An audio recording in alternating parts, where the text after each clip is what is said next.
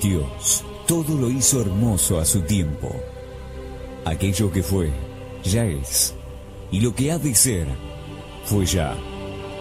Dios restaurará lo que pasó. Todo lo que se quiere bajo el cielo tiene su hora. A partir de este momento, damos comienzo a un programa que te enseñará que bajo la palabra de Dios, todo tiene su tiempo.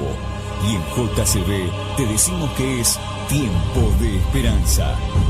Tiempo de esperanza en JCB.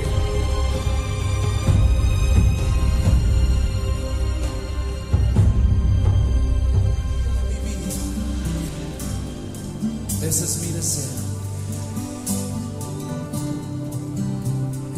Llévame allá, donde sé que habrá paz, donde tengo que callar para escucharte hablar, donde todo es realidad y el tiempo no existe más. Una y otra vez al estar yo. Bueno, tengan todos muy buenos días, contentos y alegres de poder estar una mañana más de sábado compartiendo este programa que hemos llamado Tiempo de Esperanza. Saludamos a los que nos escuchan cada mañana, Gordon Freeman, Alejandro Finocchietta, no sé si se ha podido comunicar, que andaba con problemas, bueno, y bueno, acá llega Walter, a quien lo saludamos. Hola, buen día. Bueno, recién llega. Hola, amigo. A mi izquierda, Néstor Noguera. Buen día, querida audiencia, Dios lo bendiga en esta mañana. Y allá en la punta, escondidito, agachadito, Buenos días, feliz sábado. Jan Navarro. Salió del hueco. Salió del hueco. Agradecemos la participación, el trabajo de Andrés detrás del vidrio. Bueno, decía contento y alegre porque hoy es una mañana distinta a la del sábado pasado, fue tremendo. Tremendo.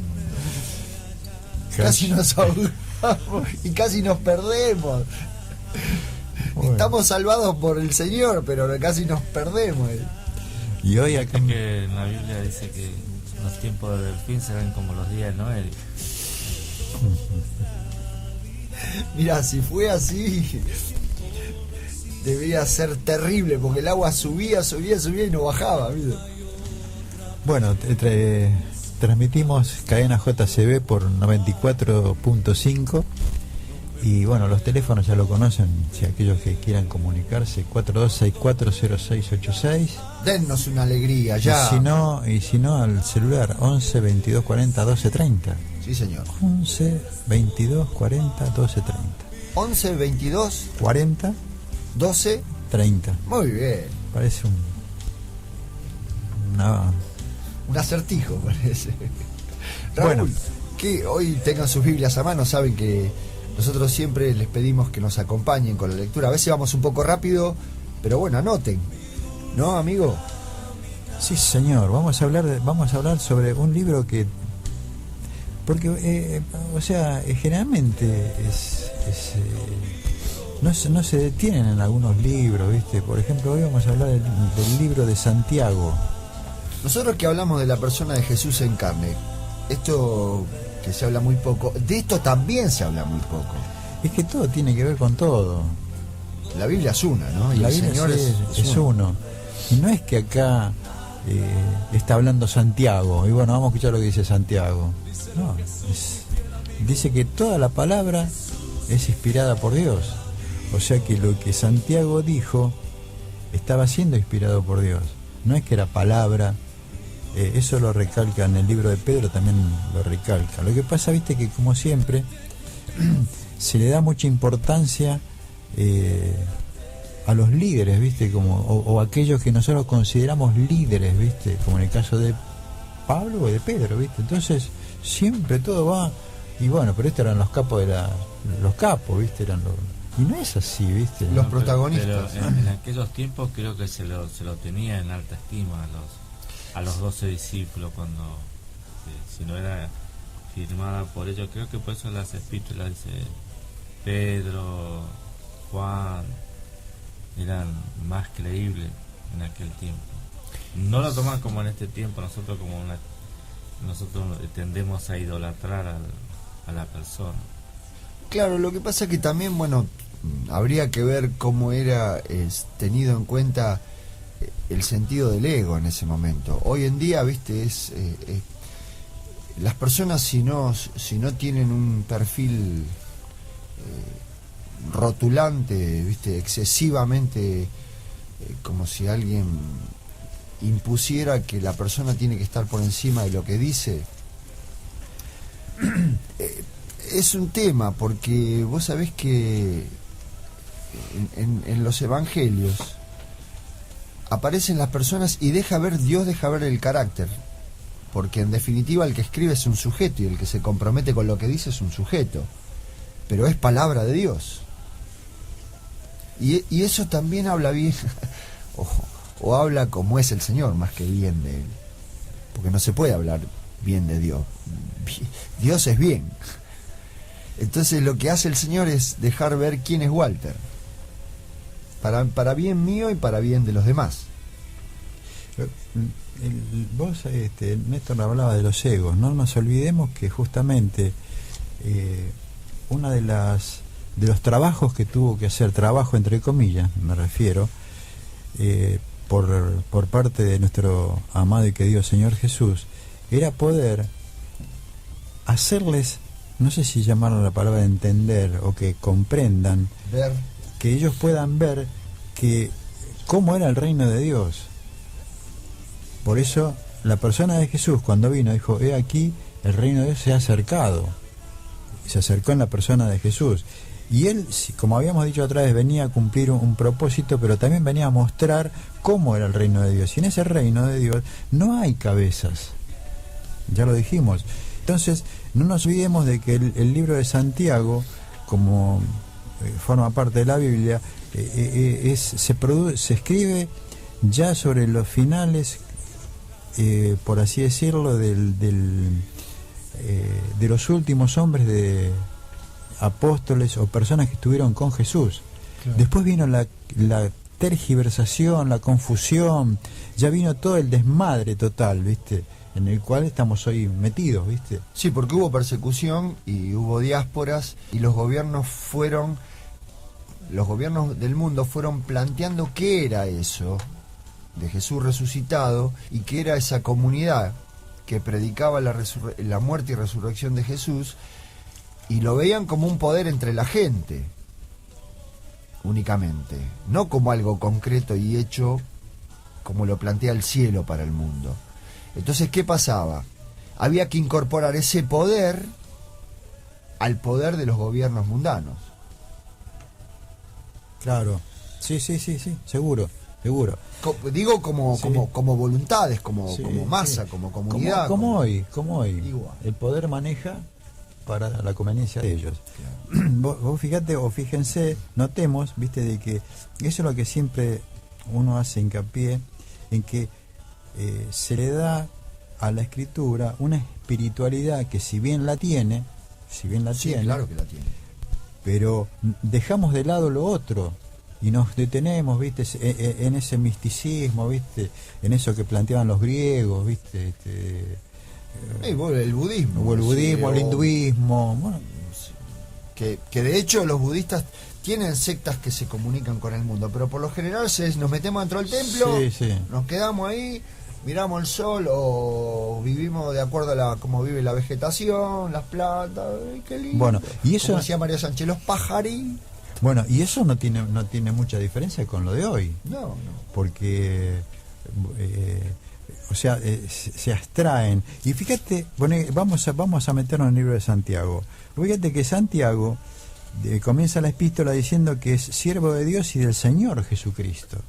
Fíjate que el título que se da, siervo de Dios y del Señor Jesucristo, y le escribe a las 12 tribus que están en la dispersión. O sea, ya se había producido la persecución y se dispersaron. Se diasporaron. Exactamente. Y entonces podríamos decirlo, Judá, las 12 tribus de Israel, ¿o no? No, porque las 12 tribus no. Vos fíjate que él utiliza la terminología 12 tribus, porque eso ya venía sí, llama al Antiguo Testamento, sí, va para dar una referencia. De la antigüedad, cuando Israel estaba dividido en 12 tribus. Pero cuando vamos llegando a la época de Jesús, ya eso se había perdido, lo de las tribus. Si bien estaban, por así decirlo, en la teoría, pero las 12 tribus están nombradas inclusive en el Apocalipsis, porque habla de las 12 tribus de Israel. Pero él acá lo da como algo, no sé cómo utilizar la palabra. Como un gesto simbólico. Claro, exactamente, como un gesto simbólico. Más que, porque no había 12 tribus dispersas, no sé si puedo ser claro. Claro, porque las 12 tribus tenían un lugar geográfico. Claro, en aquel momento. Sí. En el norte del territorio de Israel, sí. Eran ocupados por Efraín, no sé. Bueno, es que Dios hizo esa división, claro. Esa repartija, por así decirlo. Sí. Bueno, pero acá están todos dispersos. Y eso de las 12 tribus es algo simbólico, por así decirlo. Y les va a hablar porque ya estaba, o sea, nunca se dejó de... Y yo tiro esto a la mesa para que lo podamos... Porque vamos a abrir el libro en capítulo Santiago 4 y en el verso 13. Capítulo 4, verso 13. Vamos a leerlo. Así. ¿Querés leerlo de esa versión o de la internacional? De la tuya, esa. Bueno, esa porquería que tienes ahí. No. Estamos en el libro de Santiago, capítulo 4, verso 13. Hasta el 17 lee. Ahora escuchen esto. Ustedes que dicen, hoy o mañana iremos a tal ciudad, pasaremos allí un año, haremos negocios, ganaremos dinero. Y eso que ni siquiera saben qué sucederá mañana. ¿Qué es su vida? Ustedes son como la niebla, que aparece por un momento y luego se desvanece. Más bien deberían decir, si el Señor no quiere, si el Señor quiere, viviremos y haremos esto o aquello. Pero ahora se jactan en sus fanfarronerías. Toda esta jactancia es mala. Así que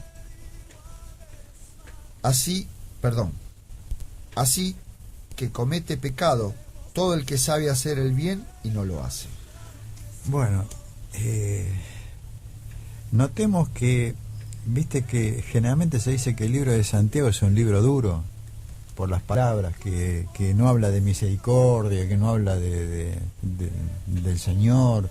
Sin embargo, está expresando palabras que ya Jesús había manifestado en su momento. Vos lo manifestaste, ¿no, Néstor? Sí, en el Sermón del Monte, que el Señor dice, no preocupéis por el día de mañana, que habréis de comer. Incluso llama a la reflexión, ve las aves las aves del cielo que ni siembran ni hilan, dice, y Dios le da el alimento. Encima nos dice, ¿no valéis vosotros más que ella, hombre de poca fe? Creo que el Señor lo que nos quiere siempre dar es que tratemos de confiar en Él como un hijo confía en el Padre. Porque cuando se pierde esta confianza o esa dependencia de Dios, empezamos a hacer nuestros caminos y lo dejamos a Dios a un lado, creyendo que yo puedo, yo quiero, y como decía el comentario del libro de Santiago, una mente y un corazón que no tenía freno en sus planes, que aparentemente podían ser planes buenos. Voy y vendo esto y con esto compro, tengo una olla, voy allá, de esta olla voy a hacer de olla y así. Y sin darnos cuenta nos estamos alejando que dependemos de Dios. Exactamente, porque ese es el problema que tuvo el Señor con nosotros, y por eso cayó Adán. Desde el principio, Desde ¿no? el principio, no le creyó a Dios, no le creyó al Creador, al Padre. Y justamente la persona de Jesús vino a restablecer y a reconciliar, pero eso lo hizo Jesús, porque Jesús sí le creyó a Dios. Y él lo que estaba haciendo con el Sermón del Monte, diciendo eso, es para que podamos ver cómo se maneja el reino de los cielos, es que no se preocupen. Jesús le dijo, por tanto digo, no se preocupen por lo que habéis por vuestra vida, qué habéis de comer o qué habéis de beber. Y esto es muy duro. ¿Me permitís un comentario? Diga. Es raro. ¿Sabes por qué? Porque Dios promete que la provisión está, que es una garantía asegurada. Sí. ¿Sí? Es garantía firme Sí. de que va a ser así, de que no va a faltar. Entonces, ¿qué es lo que... y hablo de mí, ¿no? ¿Qué motiva? ¿Qué es lo que motiva mi mente, mi corazón a querer tener algo que ya está prometido? Tu naturaleza pecadora, que dice que la naturaleza pecadora es egoísta y tiende a acumular. O sea, viste, ya a que yo soy. Vos fíjate que, no te lo comenté, yo el día jueves estaba escuchando en un programa, la periodista lo entrevistó a un psicólogo. Creo que te lo dije, ¿no? No sé. Estaba entrevistando a un psicólogo y dijo que, este psicólogo dijo que en la actualidad, y ya viene de hace tiempo, habiendo un bombardeo para que cada uno de nosotros seamos una actitud egoísta, porque soy yo. Sí, pero además vos sabés que trae como consecuencia que diluye la responsabilidad de los que supuestamente dicen tener más responsabilidad. Bueno, es ese como... Está bien, sí, lo comparto. Es absolutamente... Sí, sé que no es el centro del tema, pero te hace responsable a vos y a mí de algo que yo no sé si soy responsable. Por eso el tema de Santiago parece duro lo que dice, pero habla en los mismos términos que toda la Biblia, ¿eh? Claro, exactamente. Santiago no se aleja del pensamiento. No es del pensamiento de Santiago, sino de lo que Dios es. Claro, porque ¿qué? ¿Esto no es misericordia también? Es misericordia y es consuelo también, porque es consuelo, porque te dicen no sabéis, porque cuando no sabéis lo que será mañana, ¿por qué? ¿Qué es vuestra vida? Ciertamente es neblina que se aparece por un poco de tiempo y luego se desvanece. Fíjate que acá O sea, Raúl, que a ver. compararla con el Sermón del Monte, pero es así un calco parece, porque el Señor dice en el Sermón del Monte, dice, no afanéis por el día de mañana, porque cada día ya trae su propio mal. propio mal. Y acá el pensamiento, se ve el pensamiento masivo que había en la iglesia, era planear para el día de mañana sin saber qué era lo que iba a pasar. Bueno, vos sabés que nosotros antes de abrir el micrófono hablábamos de algo que tiene que ver con experiencias que nosotros hemos tenido, ¿no? Por la gracia de Dios, por lo menos los que yo conozco en esta mesa, tuvimos relación con el mensaje de la justificación por la fe. Lo conocimos. Y en las congregaciones, por lo menos en la que yo viví, cuando hablaba de la justificación por la fe, aparecían con este librito o con cualquier otro que tuviera que ver con obras. Yo digo, ahora que Dios nos ha revelado por gracia la completud del mensaje de la justificación, o por lo menos lo que podemos entender de la justificación por la fe, el libro de Santiago es alivio puro para aquel que pretende justicia de Dios, porque entran los mismos términos. No es que las obras fueron hechas por otro, y hablo de las obras completas para salvación, ¿no? Lo que pasa es que están adjudicadas al pecador, y el pecador, yo por pecador, no las veo en su completud. Por eso hablamos de la persona de Jesús en carne nosotros, e insistimos sobre eso, porque en la persona de Jesús en carne, viviendo en el cielo ahora, y con la promesa de volver, está toda mi salvación. No necesito, por eso puedo vivir en conciencia, tranquilo, en libertad, y no me vengan con que ahora puedo hacer lo que quiero. Porque no es que puedo hacer lo que quiero. Puedo hacer lo que mi conciencia quiere hacer. Y ahí polemizaré con el Espíritu de Dios, si es que pretendo hacer maldad. Vos fíjate que acá, cuando Santiago escribe esta carta a los que están en la dispersión, evidentemente lo hace porque ya se estaba es un mensaje de salvación, digamos. Sí, claro, pero justamente por eso apuntaba, porque se estaban desviando de lo que Dios Yo creo que ya estaban en el otro lado del mar, ya está. Sí, puede ser porque ya Pablo venía hablando, viste, de que El ministerio de iniquidad. No solamente el ministerio de iniquidad, sino que se metían en las iglesias, viste. Mira, quería leer un poquito lo que dice en el capítulo 3. Hermanos míos, no hagáis maestros muchos de vosotros, sabiendo que recibiréis mayor condenación. Dice, no hagáis maestros, como estaba un combo completo de perdición total. Sí, bueno, pues es la participación del hombre metiéndose y queriendo ejecutar y hacer lo que ellos creen de cómo es Dios. Porque ese es el problema. De que nosotros, bueno, yo creo que Dios es así, entonces yo digo esto y hago esto y hagamos esto, ¿viste? Cantemos, bailemos, no sé, qué sé yo, cualquier cosa. Porque vos fíjate que, como te decía antes, está haciendo un llamamiento a que podamos creer y descansar en que Dios está.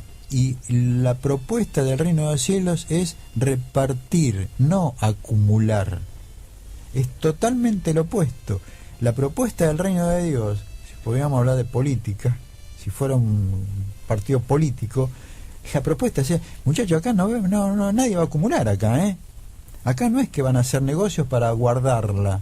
Y dones no van a faltar tampoco. Sí, pero esos dones son para dar, para compartir. Y los da el que los tiene. Y a quien quiere y como quiere. Para el cuerpo de Cristo. Para el cuerpo de Cristo. Por eso Pablo compara a la comunidad cristiana con el cuerpo de Cristo, con el cuerpo en carne de Cristo. Exactamente. Él como la cabeza, ¿no? Vos fíjate que que después de hacer esto, en el capítulo 5, hay está bien, viste, nosotros tenemos la costumbre, porque así está, viste, que se divide capítulo 4, capítulo 5, como si fueran cosas distintas. Para poder poder entenderlo de alguna manera mejor. Y sin embargo, en el capítulo 5 le sigue hablando los mismos. ¿Y qué dice? Vamos ahora, ricos. Esta es bravísima. A mí me gusta mucho esta. Vamos ahora, ricos, llorad y aullad por las miserias que os vendrán.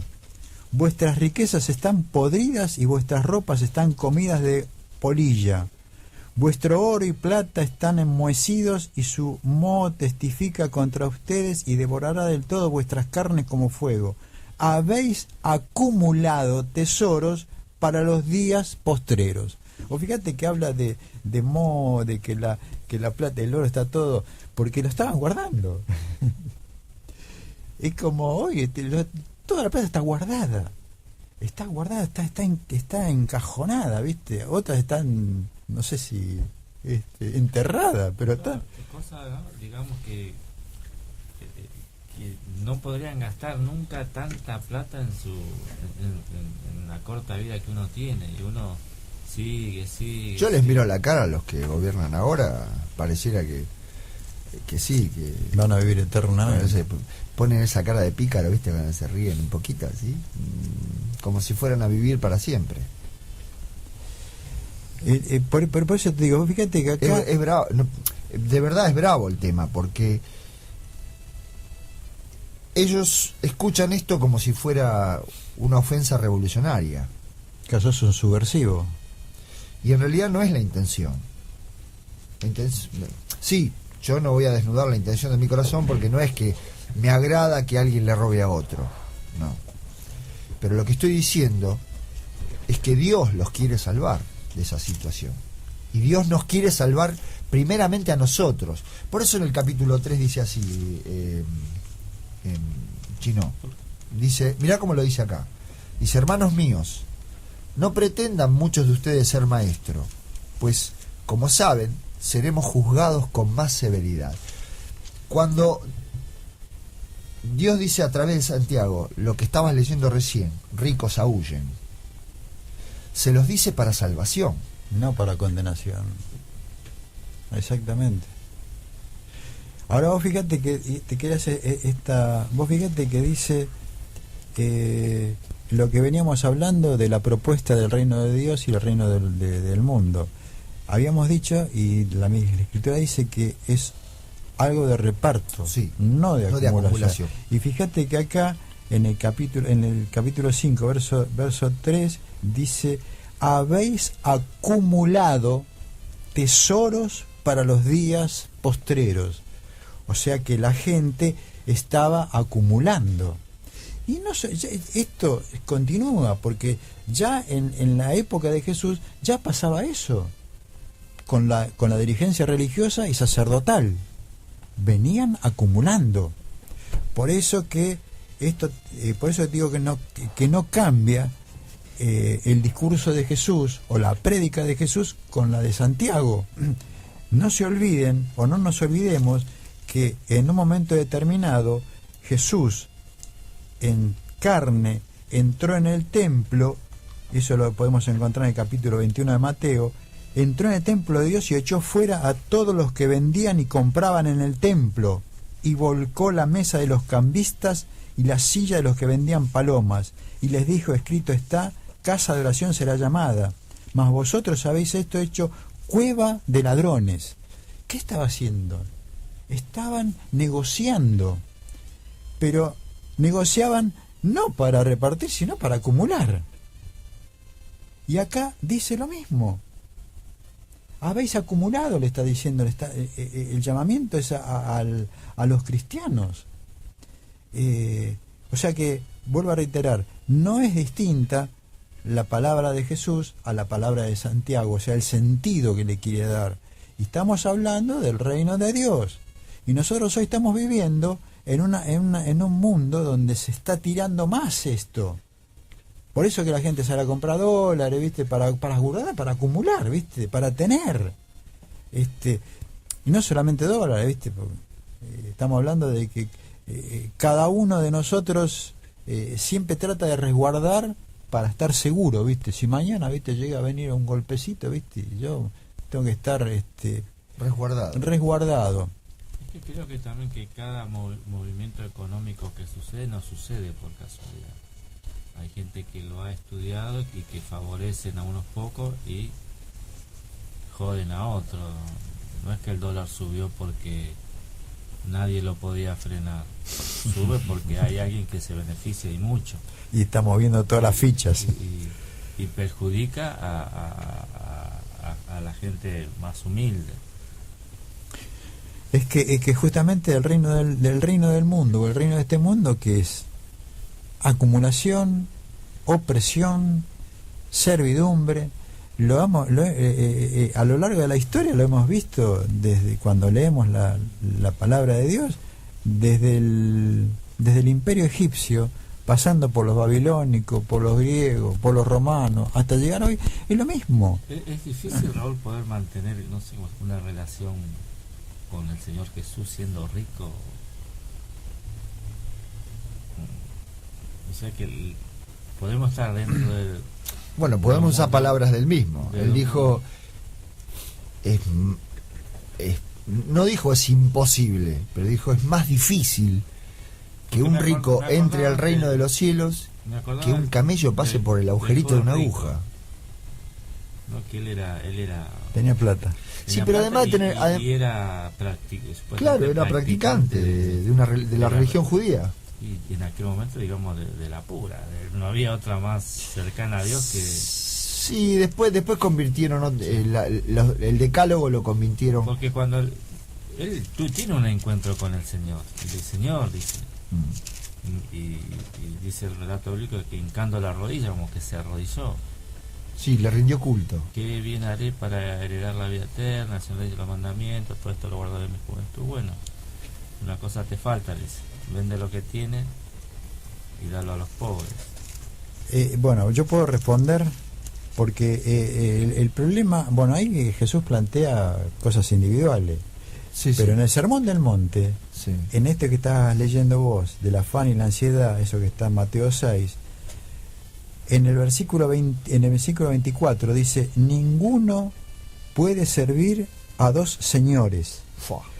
porque o aborrecerá al uno y amará al otro, o estimará al uno y menospreciará al otro. No podéis servir a Dios y a las riquezas. Por tanto os digo, no os afanéis por vuestra vida. Y ahí entra. Vuelve otra vez. O sea, Va, ahí, no es que vuelve, no, sino les que da, ahí ¿viste? comienza. Pero ¿qué quiere decir esto? El problema no es la plata. El problema es cómo hacemos uso de eso y cómo la vemos a la plata. Porque cuando se produce en el libro de los Hechos la vida de los primeros convertidos a la primera iglesia naciente, dice de que vendían lo que tenían y había gente que tenía plata, tenía mucha plata, y la vendía y la repartía y la compartía. O sea que el problema no es la plata, sino qué uso le das a la plata. Vos fíjate que está en el libro de los Hechos el caso de Ananías y Zafira, que eran dos que tenían plata, sin embargo se quedaron con el vuelto. ¿Qué pasó? Murieron. O sea que Al toque, dijeron. Al toque. Al toque. bueno, Me acordaba también de, comparando un poco el relato bíblico del joven rico y después con Zaqueo. Que en el encuentro que tiene Zaqueo, cuando el Señor le dice: es necesario que hoy yo pose en tu casa, el Zaqueo dice: yo devuelvo, yo devuelvo, no me interesa.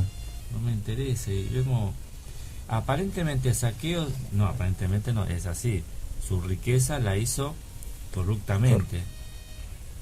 Y ahora, ¿la riqueza del joven rico cómo fue? ¿La heredó o también la...? No importa. Es que ahí lo que se ve, por lo menos de lo que yo digo, ¿no? Lo que a mí me parece. Yo creo que Es- por ahí quería comentar esto. Dale.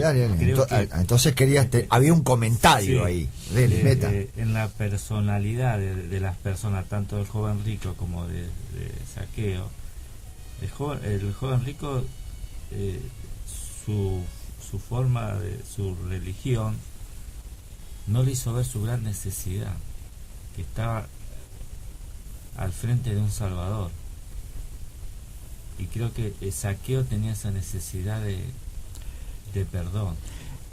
No, permítame discrepar. Discrepe. Porque no, el problema no era ese, sino que para mí, porque el problema del joven rico, que estaba dándole la seguridad a la plata o al dinero o a la riqueza, le estaba dando esa seguridad. Para él, por eso Jesús le dijo: bueno, mirá, anda y vende todo. Porque vuelvo de vuelta el problema que Dios tiene con nosotros es la confianza en lo que Él es, no en lo que yo soy y no en lo que yo tengo. El joven rico se apoyaba su seguridad en lo que tenía, no en lo que era, no lo que el Señor le daba.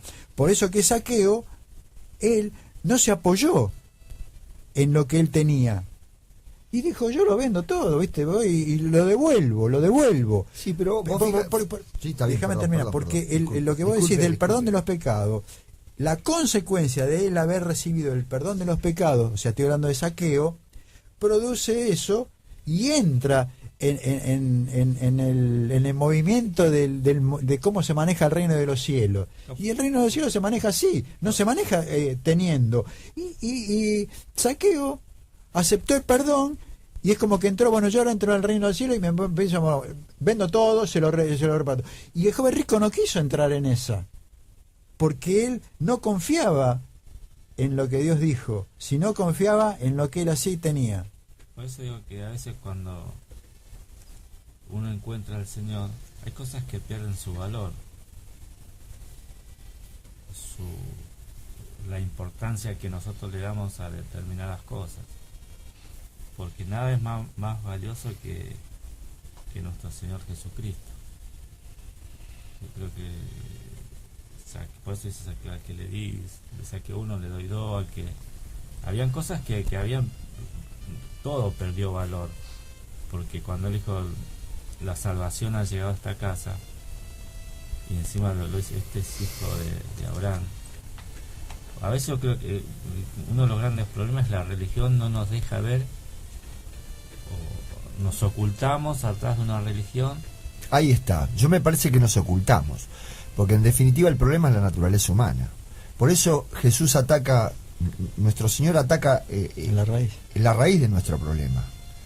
Porque puede ser la religión o puede ser el dinero. El tema es que lo que nosotros hacemos con las cosas tiene que ver con lo que nosotros somos. No tiene que ver con las cosas. Las cosas son lo que son, cosas. Mi corazón hace del dinero un Dios, y mi corazón hace de la religión un Dios, hace de la Biblia hace un Dios. Mi concepción de las cosas hace un Dios, porque lo que Dios dijo a través de Satanás, es que esto es terrible, pero lo dijo así, no es que vais a morir, sino que ahora seréis como Dios. Y eso es imposible, que es la polémica que nosotros tenemos, que todo pecador tiene con Dios. Si yo soy Dios de mi vida o Dios es Dios de mi vida. Si la divinidad soy yo o la divinidad es Jesús. Vos fijate, en el caso, voy a leer un pasaje del libro de los Hechos, capítulo 4, verso 36. Bueno, en el 34 dice así que en el 4:34 dice así que no había entre ellos ningún necesitado, porque todos los que poseían, que tenían heredades o casas, las vendían y traían el precio de lo vendido y los ponían a los pies de los apóstoles y se repartía cada uno según su necesidad. Entonces José, a quien los apóstoles pusieron por sobrenombre Bernabé, que traducido es hijo de la consolación, levita, natural de Chipre, y como tenía una heredad, la vendió y trajo el precio y lo puso a los pies de los apóstoles. Ahora, ¿cómo cambiaron las cosas hasta ese tiempo, no? Porque los levitas no tenían heredad. Bueno. Qué loco, ¿no? Sí, sí. Hay, está bien, es un detalle. No, ¿por qué digo? Porque sí.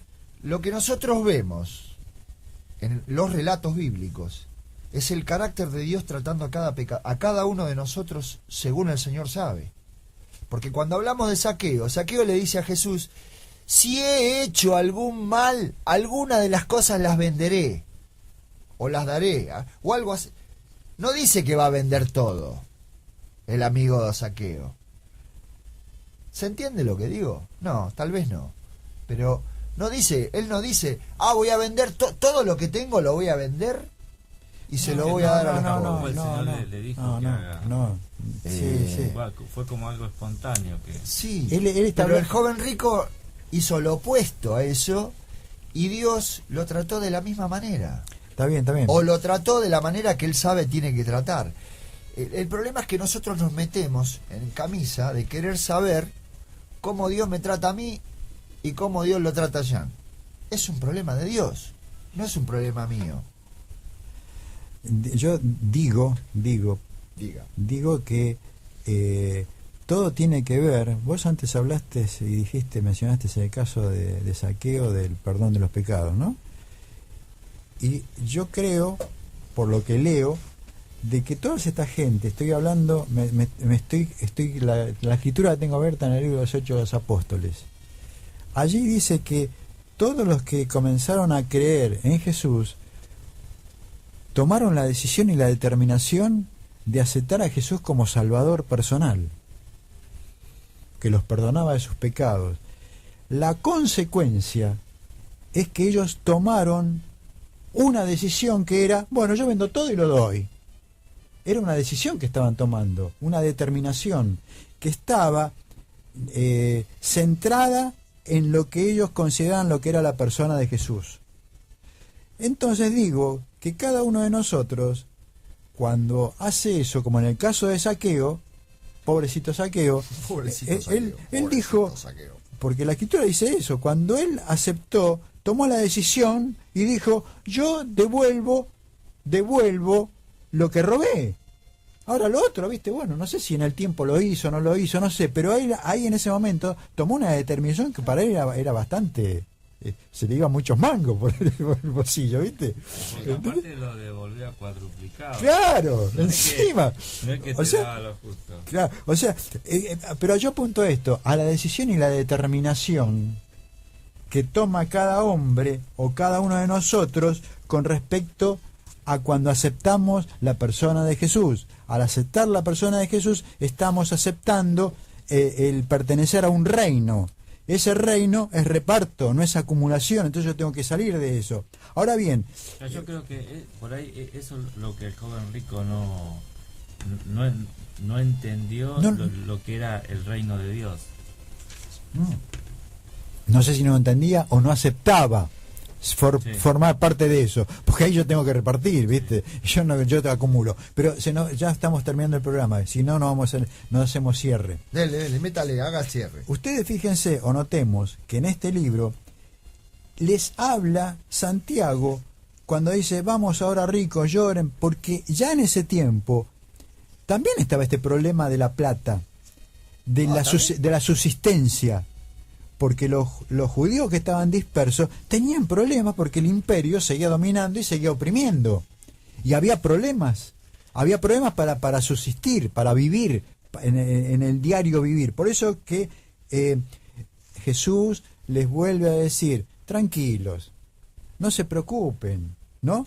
No se afanéis. Notemos que en el capítulo 5, verso 7 dice, por tanto... Cuando les da este mensaje, cuando dice, bueno, ustedes ricos, por tanto, hermanos, tened paciencia hasta la venida del Señor. Que en este mundo egoísta, de acumulación, se va a terminar en un momento determinado. Y el reino que yo les estoy proponiendo, que les propuse, va a venir, con mi venida. Ahí se va a liberar todo y vamos a estar todos... Con lo que yo le estoy proponiendo, que es donde no va a haber llanto, dolor, lágrimas, donde no va a haber, porque yo voy a estar ahí, ese es el reino de los cielos.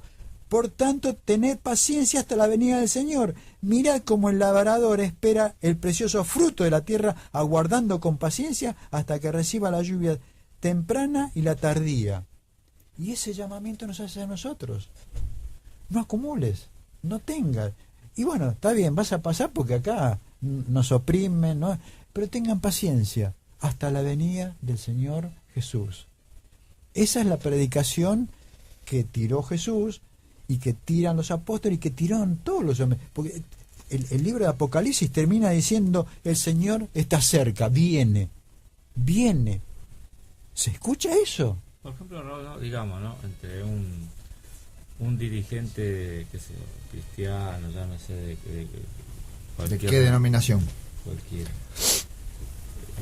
Chino, por favor, al micrófono, porque sabes que no se escucha, de verdad te digo. Disculpame que sea molesto, pero... ¿Cómo ya me sacaste el pensamiento? Dale. Lo logró. Cualquier dirigente de cualquier denominación. Sí. Tiene que haber equidad entre él y el pueblo. Por ejemplo, de repente un pastor que tenga mucha plata y el pueblo se ve que está en carencia. Digo, como un pastor, así como una religión. Sí. Una religión, digamos, se compone con las cabezas, lo que son... Sí, pero arrancamos mal, porque no dijimos que en la concepción, en la fundación de la iglesia cristiana, no existía eso. No existían cabezas.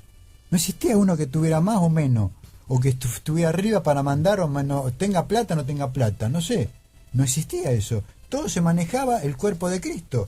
Eso, si querés, un día lo podemos ver en dones espirituales, cuando Dios dice que le da a uno para hacer sanidades, otro para hacer milagros, el otro para son pastores, otros son ancianos, el otro son maestros. todos un cuerpo en Cristo. No dice que, y ahí están metidos los pastores, y no dice que va a haber que ellos van a ser cabezas. No, están todos tienen dones y cada uno lo ejecuta para la edificación del cuerpo de Cristo. ¿Sí? Esto que manifestas vos es lo que se desmadró en el tiempo. Claro. y que justamente... Pero no está bien, digamos. Y sí, no está bien. No está bien. La constitución de la comunidad cristiana debiera ser como la describió Raúl, es decir, horizontal. La cabeza es Cristo, todos los demás somos miembros. Y hoy está tan desdibujado eso. Ojo, está desdibujado desde los gobiernos, desde el papado. Las iglesias evangélicas tienen la misma estructura. A mí no me vengan con que... Yo he militado en una iglesia evangélica y sé cómo es. Y literal e iliteral. Es decir, en la práctica y en los escritos. Porque vas a asistir a cada reunión y el prominente se sienta en el lugar que quiere. Y el pobre que llega es tratado como un desclasado. Muchos se enojarán, lo lamento, Revisen sus actitudes, qué sé yo, o revisémosla juntos, porque yo también pertenezco a la iglesia anónima.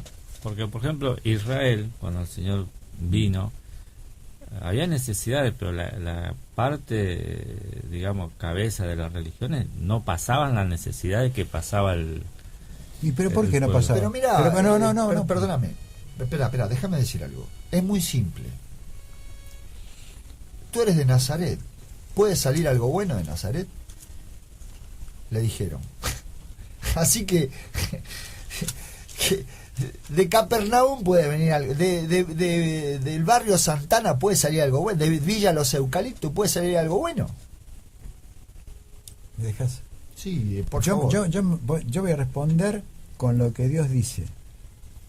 Nos mató ahí. Y la multitud de los que habían creído era de un corazón y un alma. Eso está en Hechos de los Apóstoles, capítulo 4, verso 32. Y ninguno decía ser suyo propio nada de lo que tenía, sino que tenían todas las cosas en común. Y con gran poder los apóstoles daban testimonio de la resurrección. Eso eran los que predicaban, ¿sí? Del Señor Jesús. Y abundante gracia era sobre todos ellos. Así que no había entre ellos ningún necesitado. Porque todos los que poseían heredades o casas las vendían y las traían el precio de lo vendido y lo ponían a los pies de los apóstoles. Todo se usaba para satisfacer las necesidades personales, o sea, la comida, y para la difusión del Evangelio. Y no había cabeza, porque los apóstoles dijeron en un momento determinado, nosotros predicamos. Además, si había dudas, porque hay discusiones ahí adentro, si había dudas al respecto, se planteaban, se hablaban, se decían, se explicaban. Pero ¿y quiénes tomaban resolución? La iglesia, la asamblea, lo que constituían ellos, y eso está en el Concilio de Jerusalén. Por eso digo, todo esto se desmadró, y entonces terminamos con cabezas, ¿viste? Que tienen poder para con las ovejas de abajo. Entonces, ¿dónde está? Pero volvamos al tema, porque ya si no nos vamos del tema. El problema que tenía Dios con nosotros era de confianza.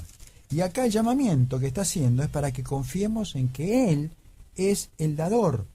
En el desierto, cuando sacó al pueblo de Israel, no tenían para comer. Dios le daba el maná día por día. No guardes, no acumules para el día siguiente. Guarda para hoy.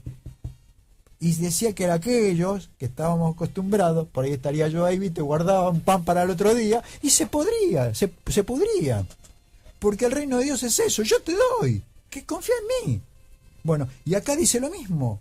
O sea, pasa el tiempo, lo dijo Jesús, lo dijo Dios, Jehová, en el desierto de Sinaí, lo dijo Jesús, y ahora lo dice Santiago. Además, es siempre el mensaje siempre es el mismo. Confíen y crean lo que yo soy. No guarden, no acumulen. No hagamos planes, pero qué sé yo mañana lo que va a pasar. Bueno, ahí le metió la firma a Raúl. Ansiosamente mojó en el tintero y le metió la firma. Sí, señor. Es así, amigo, viví de esa manera. Además, consejo para estos tiempos, porque cada vez se va a confrontar más quién reina desde el cielo o quién reina desde la tierra. ¿En qué bando vas a estar, amiguito? O en quién confío. Claro. Si confío en este de acá del Sí, mundo. es que claramente es así, porque el Señor va a volver. Esa fue su Me promesa. guste a mí, o no me guste, o me guste mucho, me guste poco, eso no importa. Lo que sí importa es que Él va a volver. Sí, métale otra firma. Es que si vos estás del otro lado, te dice, vamos ahora, oh rico, llorad y aullad por vuestras miserias, porque vuestras miserias están podridas, ¿viste? Y él dice, vuestro oro y plata están enmohecidos y su moho testificará contra ustedes. O sea, si nosotros elegimos este mundo, esto nos va a esperar. Porque nos va a esperar eso. Entonces, ¿para qué queremos? Por eso te digo, el mensaje de Dios siempre ha sido, creed en mí. ¿Creéis en Dios? ¿Cómo dice el pasaje de Juan? Tranquilo, nos quedan... En la casa de mi padre, ¿crees en 3 minutos, Dios? dijo el cura que lo casó a mi hermano. La novia no viene, dijo, qué bárbaro. ¿Qué hora cuánto falta para casarse? 5 Walter. minutos. Sí, métale No la se rúbrica. turbe vuestro corazón. ¿Creéis en Dios? Creed también en mí. En la casa de mi padre muchas moradas hay, y si no fuere, yo los hubiera dicho. Voy pues a preparar lugar para ustedes, y si me fuere y os preparare el lugar, vendré otra vez. Ese era el grito que se escuchaba en aquel tiempo y que luego de la muerte del último apóstol se fue apagando. Se fue apagando y se fue apagando. Y terminamos en la acumulación y qué sé yo. Jesús está en un madero colgado ahí, viste, con una cara y vamos y le... Bueno. Aquel que estuvo en el madero y derramó sangre, lo rubricó con su sangre, resucitó y se fue. Quedó en volver. Nos dejó su paz para que nosotros la vivamos. Gracias, amigos. Nos vemos el sábado próximo. ¿Qué les parece?